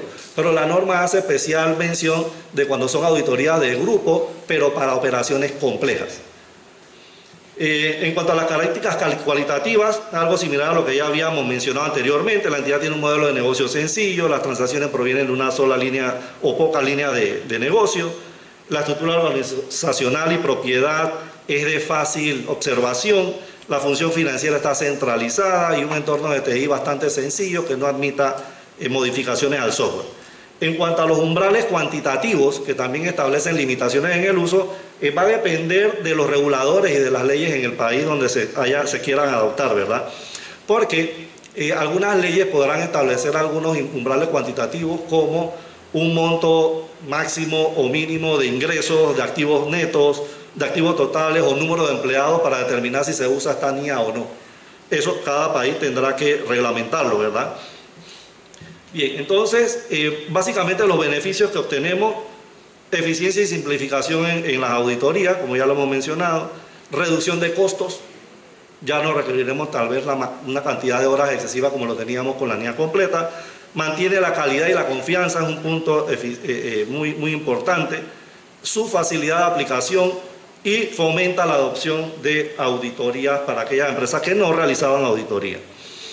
En conclusión, estas NIAs, pues, para entidades menos completas, considero que representan un avance en la auditoría moderna, porque se adapta a las necesidades específicas de cada entidad. Al reducir la carga normativa y los costos, no solo facilitan la aplicación de auditoría de este tipo de entidades, sino que también promueven la transparencia y credibilidad de la información financiera. Por lo que la adopción de estas normas es un paso importante para los que nos dedicamos, pues, a este negocio, porque va a ser de mucha aplicación en nuestro país hoy, 28 de septiembre. Se los digo que vamos a tener que estudiar esto bastante. Bien, ahí les dejo alguna bibliografía donde pueden encontrar información y muchas gracias por su atención.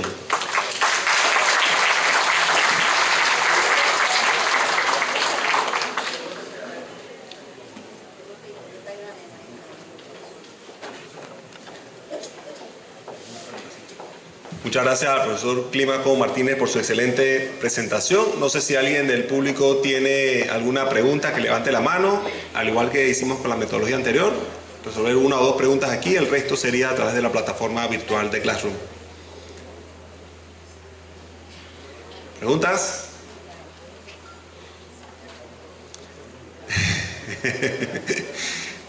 Yo pienso que sí quedaron claros, profe. Por favor, llamamos al profesor Teodoro Mena, director de la Escuela de Contabilidad, para que haga entrega del certificado de participación al magíster Clímaco Martínez.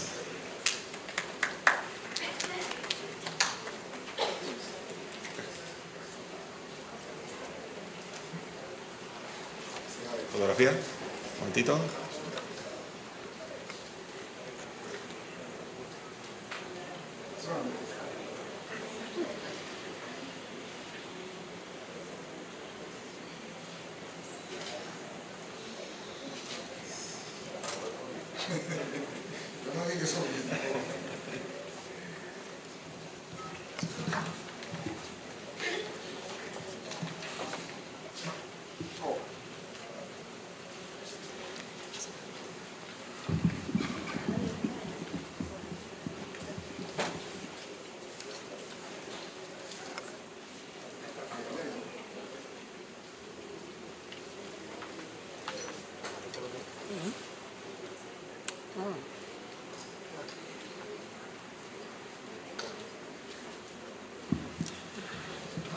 Bien, continuando con la jornada de actualización contables, vamos al siguiente tema, la auditoría forense en investigaciones de fraude. Va a estar con nosotros exponiendo este tema el magíster Gerineldo Sousa Melo, cursó estudios de maestría en finanzas y banca, tiene una maestría en derecho bancario, posee un posgrado en docencia superior, un posgrado en alta dirección, es licenciado en contabilidad, tiene certificaciones como auditor interno certificado, como auditor financiero forense certificado, es especialista certificado en investigación de delitos financieros, especialista en prevención de lavado de dinero, especialista en contabilidad bancaria y auditoría bancaria. Su experiencia laboral: ha sido subdirector nacional de auditoría en la Contraloría General de la República, director nacional de financiamiento público en el Tribunal Electoral de Panamá. Laboró en el Banco Popular Dominicano, ocupando la siguiente vicepresidencia: vicepresidencia de auditoría interna, vicepresidencia de cumplimiento y vicepresidencia de contralor. Su experiencia docente: ha dictado cursos tanto en licenciatura como en maestría en la Universidad del Istmo, en la Universidad de Panamá, en la Universidad Especializada del Contador Público Autorizado y en la Universidad Latina de Panamá. Es miembro del Colegio de Contadores Públicos Autorizados de Panamá, del Instituto de Auditores Internos Internacionales, Asociación de Especialistas Certificados en Delitos Financieros, Asociación de Especialistas en Prevención del Blanqueo de Dinero, Asociación Interamericana de Contabilidad, AIC. Es autor de los libros Técnicas de Auditoría Forense para la Investigación de Delitos Económicos, Lavado de Dinero y otros delitos económicos, cómo prevenirlos e investigarlos, cómo detectar indicadores y señales de alerta de delitos económicos a través de un sistema de información financiero.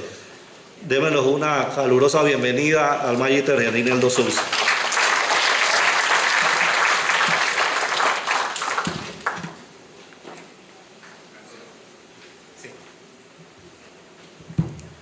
Sí, muy buenos días.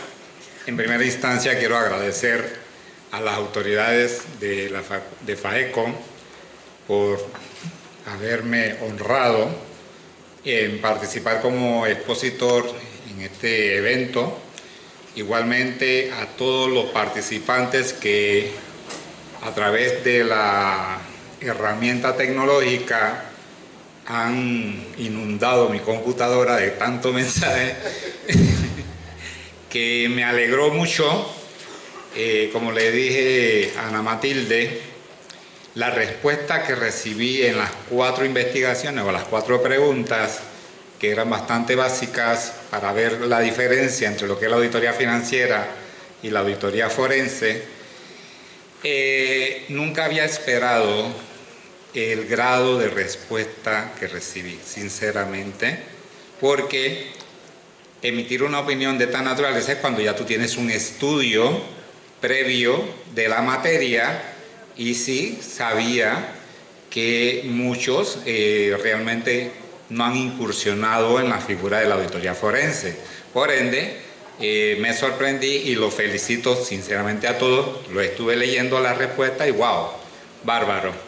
Bien, el tema que voy a desarrollar en estos minutos que me han concedido tiene que ver mucho con lo que es la investigación de delitos o probables delitos cuando existe la sospecha de la generación de un hecho ilícito dentro de una organización o hacia una persona natural o jurídica, que conlleva a tipificarlo por las autoridades como un fraude o contenido pues en una norma sustantiva como son los códigos, el código penal, como un delito económico o, como lo establece la ONU, pues un delito contra el patrimonio o contra las economías de las personas, ¿verdad? Bien, el fraude en realidad muchas veces hemos hablado, tocado el tema, lo vemos en los medios de comunicación masiva, vemos continuamente acusaciones de todas las partes que se vean involucrado en cualquier evento, cualquier hecho o con cualquier bochinche. Cuando muchos dicen, se compró un carro nuevo, es porque está lavando dinero o porque cometió un fraude en la empresa donde labora o por el que le han dado un puesto y se ha aprovechado del patrimonio de la entidad. Bien, cuando hablamos nosotros los auditores forenses de fraude, lo vemos bajo otra temática. Lo vemos sobre la existencia de la posibilidad de que alguien, aprovechándose de la confianza, del manejo, del control interno, de las actividades que desarrolla, traslada patrimonio de A hacia B, o sea, de la empresa donde está trabajando o laborando o participando hacia su patrimonio personal. Entonces, ¿cómo identificamos esos patrones de conducta? ¿Cómo podemos desarrollar un tema investigativo o hacia dónde tenemos que dirigirnos como investigadores de esta naturaleza de hechos para poder presentarlo de manera judicializada ante las autoridades que puedan administrar justicia? O también hay un principio que generalmente yo personalmente, muchos autores quizás no lo identifiquen o no lo compartan, es el tema de que un fraude puede ser judicializado o no, y por ende se practican tipos de auditoría forense distintas en el destino del resultado, pero no en el uso de técnicas o procedimientos, porque son los mismos. Entonces, cuando usted hace una investigación de fraude y ha sido contratado por un afectado o un probable afectado, porque no podemos hablar de afectación nosotros cuando realmente no tenemos ese crédito, porque no somos abogados, no somos jueces. Lo que nosotros hablamos sobre la probabilidad o la sospecha de un hecho. Entonces, en una empresa, cuando participamos en un análisis de esto, podemos hacerlo sobre una auditoría forense preventiva. Hay quienes no comparten el tema preventivo. Bueno, esa es cuestión de discusión. Ese es como cuando tú te comes una comida, a quien le gusta el sancocho lleno de verdura y otro que nada que le gusta la presa. Entonces, hablamos de una preventiva cuando ese personaje que hace el análisis determina que se dan a través de sospechas que se han generado un hecho.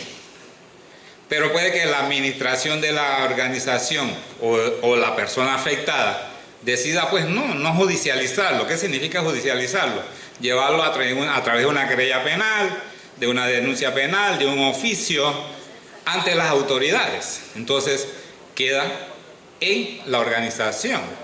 Un informe de auditoría en la cual se determinaron hechos que valorizan una sospecha sobre un acto donde se ha probado a través de las aportaciones de evidencia. Me encantó las dos presentaciones anteriores de Clímaco y Mario, porque el enfoque que le están dando, Clímaco habló mucho de juicio profesional y escepticismo profesional, como está contenido en la NIA 200 y la NIA 240, y habla de la suficiencia, o sea, que las evidencias sean suficientes y apropiadas o adecuadas, tal como lo establece la NIA 200, la NIA 500.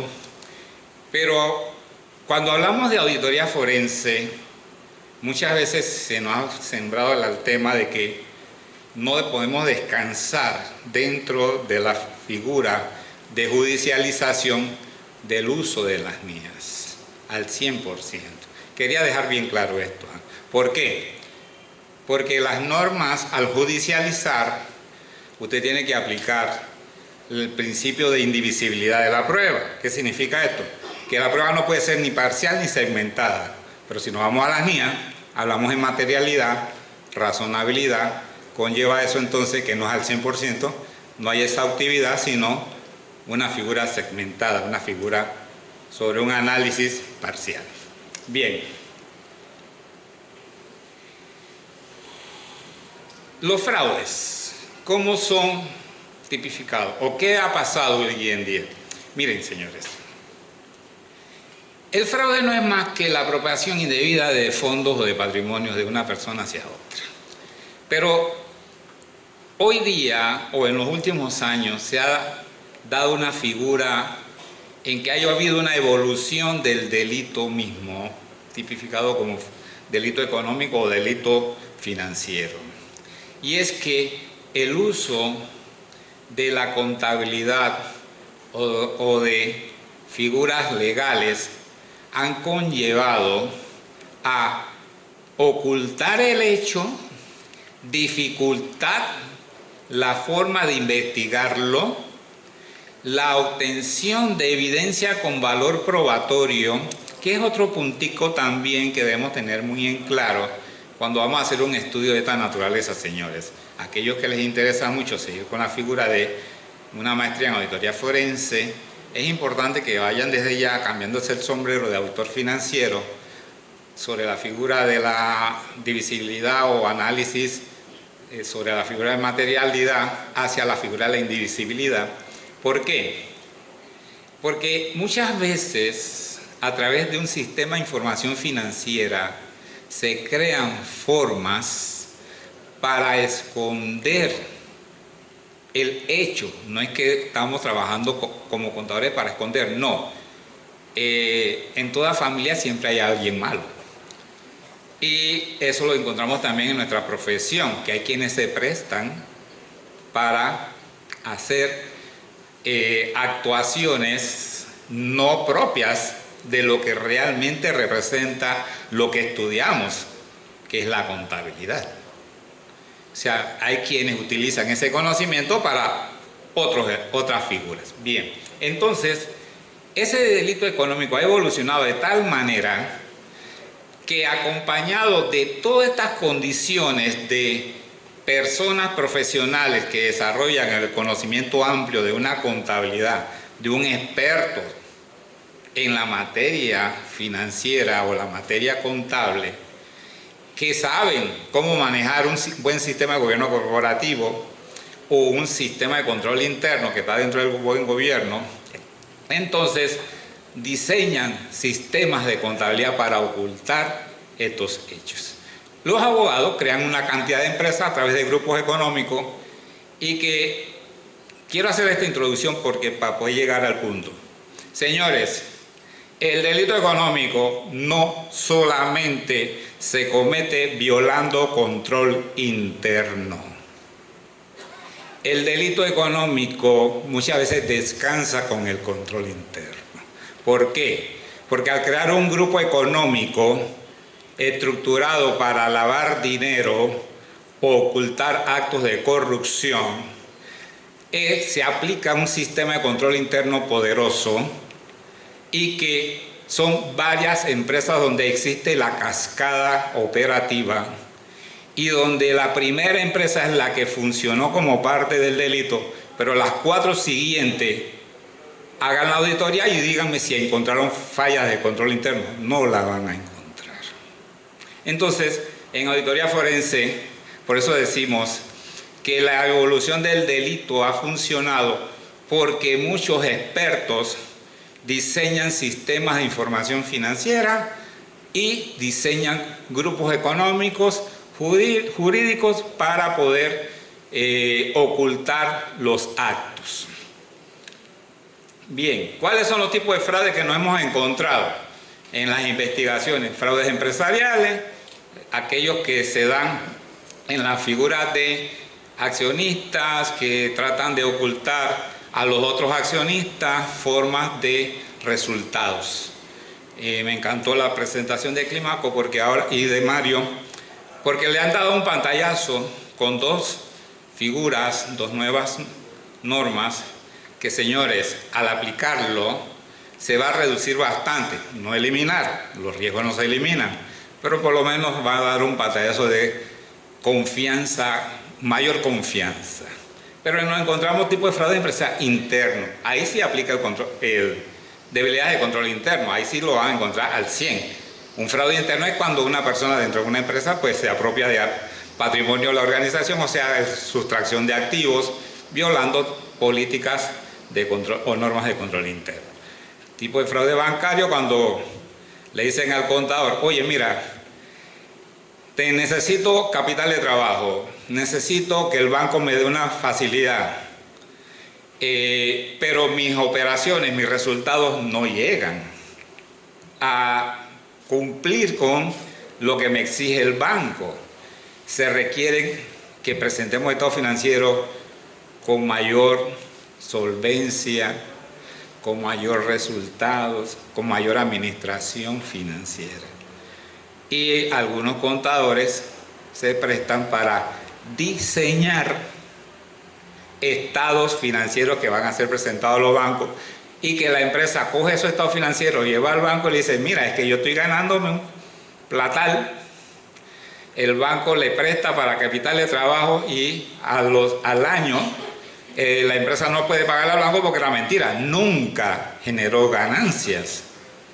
Tampoco tiene capacidad de repago de deuda. Entonces se dan las figuras de delito bancario y por eso ustedes ven que en el Código Penal actual en Panamá indicaron a través de la figura del delito financiero y que señalaron que el contador, que en pocas palabras que participa, pues es juzgado como partícipe de un fraude en lo que es la figura bancaria o en las entidades financieras. La quiebra fraudulenta, que es otro tipo de fraude que nos encontraríamos muchas veces dentro de una operación. Bien, ¿cómo investigar un fraude? Que es la tesis de esta exposición, prácticamente. ¿Cómo hacerlo? ¿Qué voy a hacer? Porque la primera pregunta que se hace un experto o alguien que ha sido designado o ha sido contratado para que desarrolle una investigación, porque existe la sospecha que se dan condiciones anormales, inusuales dentro de la organización, es, oye, ¿cómo lo hago? ¿Qué debo hacer? ¿Por qué lo debo hacer? ¿Cuándo lo debo hacer? ¿Cuál es el alcance de la investigación? ¿Cuál es la metodología que se va a utilizar para hacer esta investigación? Entonces, tendríamos que analizar un evento. ¿Qué es lo que voy a hacer? En auditoría forense, dentro de una estrategia investigativa o dentro de una planificación de la investigación, se define que en la primera fase de una auditoría forense está la planificación de las tareas que incluyen el diseño de técnicas y procedimientos y el desarrollo de programas de auditoría sobre la base de la investigación, pero fundamentalmente algo que tenemos que tener muy en cuenta. De realizar una investigación de esta naturaleza, señores, es cuando nosotros entendemos claramente y identifiquemos claramente el objetivo de la investigación. ¿Qué voy a investigar? Un fraude interno en el almacén. ¿Por qué? Por la sospecha que se dieron de que efectivamente hay situaciones anormales o un fraude en compra, o sea, ¿cuál es el objetivo que nosotros vamos a desarrollar? En la investigación que yo le había pedido y que ustedes desarrollaron muy bien, yo les preguntaba, ¿cuál es la diferencia entre una auditoría financiera y una auditoría forense? Si le hubiera incluido cuál es la diferencia entre auditoría interna, auditoría financiera y auditoría forense, la respuesta hubiese sido mejores todavía, más halagadoras. ¿Por qué? Porque iban a ver la serie de hechos que se van a dar en ese tipo de diferencias. Pero cuando hablamos de qué es lo que voy a hacer o cuál es el objetivo de la investigación, entonces nosotros como expertos en la materia sabemos que la investigación no se va a centrar en un 100% de la organización en primera instancia. Señores, la investigación recae sobre la sospecha que se tiene en el área donde existe la probabilidad de esa inusualidad, de esa condición sospechosa. He oído por ahí que dicen, no, porque la auditoría forense audita el 100% de la organización. Señores, 100% cuando ya ustedes determinaron que existe riesgo en todo, que toda la empresa es un fraude.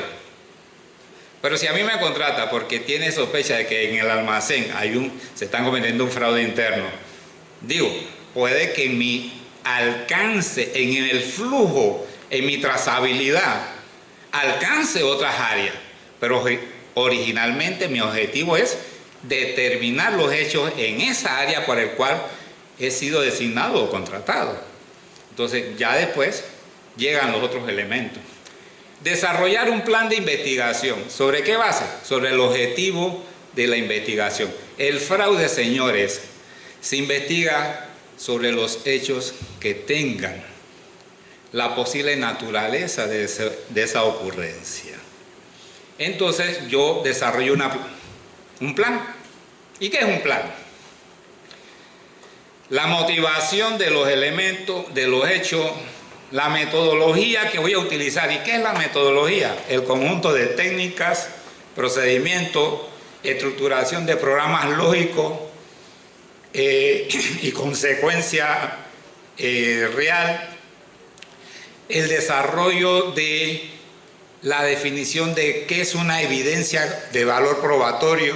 Muchos de ustedes se preguntarán, no, pero es que por lo menos en la NIA 200 dice el auditor deberá desarrollar su trabajo con juicio profesional y escepticismo profesional, verificará las evidencias suficientes y apropiadas y que salvo el riesgo que se determine podrá ampliar la figura de suficiencia. En la NIA 500 te dice que la evidencia de auditoría es aquella pues que se complementa con lo que es la suficiencia y que sea apropiada. Perfecto. Señores, en auditoría forense el concepto de suficiencia es completa. ¿Qué significa? Que usted va a ver todo lo que tiene involucrado el hecho que usted está auditando. Usted no puede hablar que audite el 50% o el 80% porque en auditoría forense no existe la materialidad, existe la integridad. No existe esa subjetividad, existe la objetividad. No existe la materialidad, existe la indivisibilidad de la prueba. Y cuando hablamos de evidencia con valor probatorio, es regulada por una norma judicial, jurídica, en donde esa norma sustantiva, que son los códigos, o las normas adjetivas, que son las leyes de aplicación, van por encima de una NIA, que son normas administrativas. Y como lo dijo Mario, al principio no eran reconocidas, el cambio cuando se dio el DIC, porque el gobierno decía, ¿cómo vamos a regular por una norma emitida por una organización privada? porque las NIAs son emitidas por ese concepto, señor. En cambio, los países tienen normas sustantivas que son los códigos de aplicación en ese país. Entonces, una norma, una evidencia con valor probatorio es aquella que se ajusta a estas normas jurídicas, no financieras. Bien, y ejecutar la investigación. ¿Sobre qué base? Se ejecuta sobre los hechos identificados dentro del concepto de la operatividad, de la sospecha, de la figura inusual, del conocimiento de la materia. ¿Cuál es el conocimiento de la materia? El control interno del lugar donde se dieron los hechos, los elementos que se hayan determinado, todas las condiciones que tengan que ver con el área del objetivo de la investigación. Entonces, una vez usted tenga toda esa metodología, es cuando ejecuta la investigación y posteriormente desarrolla un informe de auditoría, si es una auditoría forense preventiva o como otros le llaman, auditoría forense detectiva no judicializada, o cuando hace una auditoría forense que se va a judicializar, no se usa informe sino dictamen, como lo establecen las normas sustantivas y adjetivas del país. Entonces, es importante que identificarlo. ¿Cómo hacer una investigación de esta naturaleza, señores? Radica en el hecho de el conocimiento de las razones del por qué voy a hacer la investigación. Estamos en una facultad que enseña contabilidad, ¿verdad? Y muchos de ustedes se van a preguntar, ¿por qué nos dicen que la contabilidad puede ser mal utilizada para cometer actos de esta naturaleza delictivos? Señores, un delito económico o un delito financiero, que es el cometido dentro de las instituciones financieras en Panamá, que es el único lugar donde he visto la separación, todos los demás hablan de delito financiero o delito económico, pero en Panamá el Código Penal dice que delito financiero es el que se cometa única y exclusivamente en entidades financieras. Pero, ¿cómo podemos llegar a afirmar que la contabilidad puede ser mal utilizada? Pues, señores, lamento decirles que al ser un delito económico tiene que ver con dinero, tiene que ver con actividades contables, actividades financieras, tiene que ver con registro, tiene que ver con cantidad, señores. Cuando ustedes cometen un fraude de $10, eso no es necesario registrarlo en ningún lado, porque eso te puede acordar. Pero ¿qué pasaría con delito de fraude empresarial que tiene que ver una cantidad de figuras, donde no lo puede tener todo en la mente, ni en una libretica, sino que tiene que desarrollar un sistema estructurado y organizado para poder llevar un control, porque el delincuente lleva controles de lo que está haciendo. Ustedes se imaginan, como contadores, ¿qué pasaría si el accionista o los directores o las autoridades de una empresa desconozcan cómo leer un informe financiero, o desconozcan interpretar el resultado financiero, o desconozcan qué es lo que voy a esperar? ¿Dónde llega esa empresa? A ningún lado. Siempre se andan descansando de otros, porque no saben ni siquiera cómo está su empresa. Perfecto. Entonces, todo delincuente, también cuando diseña un sistema de información financiera para cometer un acto de esta naturaleza, también lo tiene que llevar estructurado, de manera lógica. Esa estructuración de manera sistemática. Entonces ellos también llevan sus contabilidades. Y siempre hay alguien que se presta. Entonces, la contabilidad es un factor. ¿Por qué? Por el flujo del dinero, señores.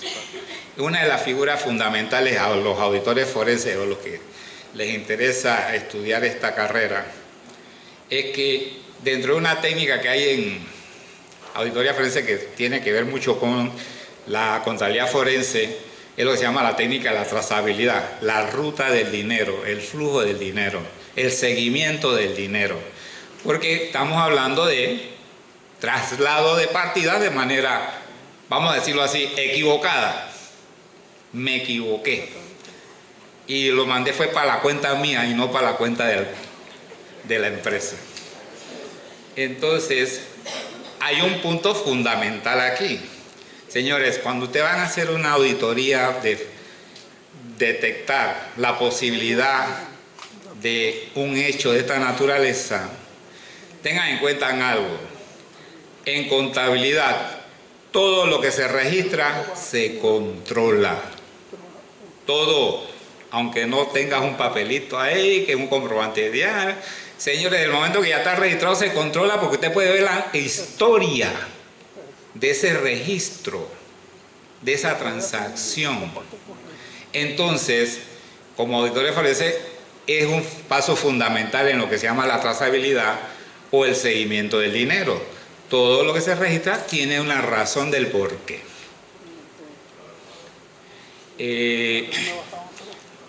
Ya para ir concluyendo, traté de hacer esta estructura de esta charla de una manera bastante simplificada porque es tan abundante el tema. Pero miren,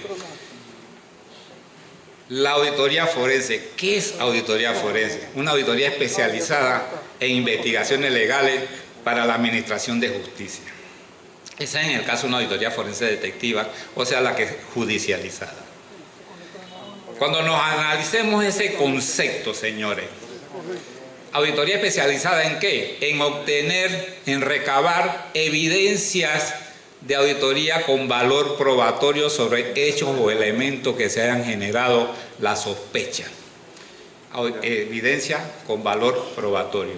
En investigaciones legales, señores, pregunto yo, nosotros los auditores realmente cuando determinamos o vemos un hecho del riesgo dentro de un análisis de riesgo en nuestras auditorías basadas en riesgo y encontramos situaciones de esta naturaleza, ¿investigamos el fraude o comunicamos de los hechos de donde tenemos sospecha? Investigamos.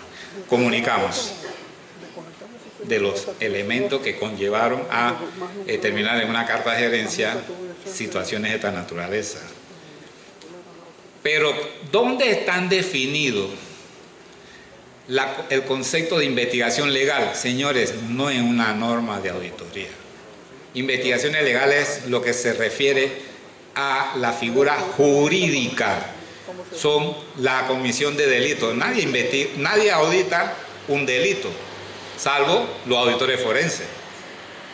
Entonces, cuando hablamos de auditoría especializada en investigaciones legales, la forma de recabar evidencia con valor probatorio de un hecho delictivo que pudo haberse generado. Bien. Pero por último dice para facilitar la administración de justicia. ¿Por qué? Como establece el Código Judicial de Panamá en el artículo 781 y 782, el juez es quien deberá valorar las evidencias o las pruebas. Pero en caso de que a través de su sana crítica no tenga un dominio de la materia, trasladará el mismo. Y como dice el 969 del Código Judicial, cada parte de un juicio tendrá la posibilidad de contratar a 2 peritos. O sea, el traslado del dominio, ¿quiénes son, señores? Ustedes que están estudiando para ser auditores forenses, ustedes van a ser los testigos expertos, ustedes van a ser los peritos. ¿Por qué? Porque el juez es abogado.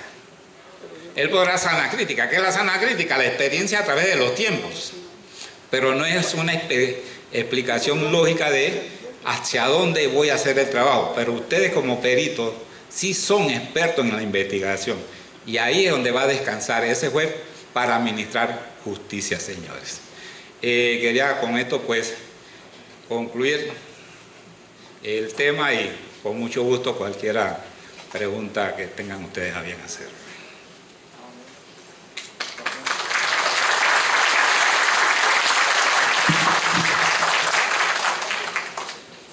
Bien, ¿hay alguna pregunta para el Magister Yarinello? Bien, recuerden que también sus preguntas las pueden hacer al Classroom en la presentación o en la sección del profesor. Vamos entonces a hacer la entrega de un certificado de participación al profesor Yarinello.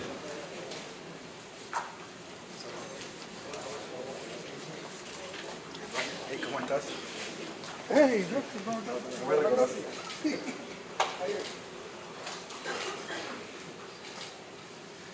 Gracias.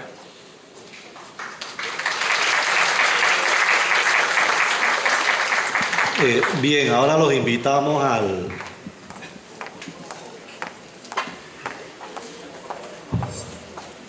Bien.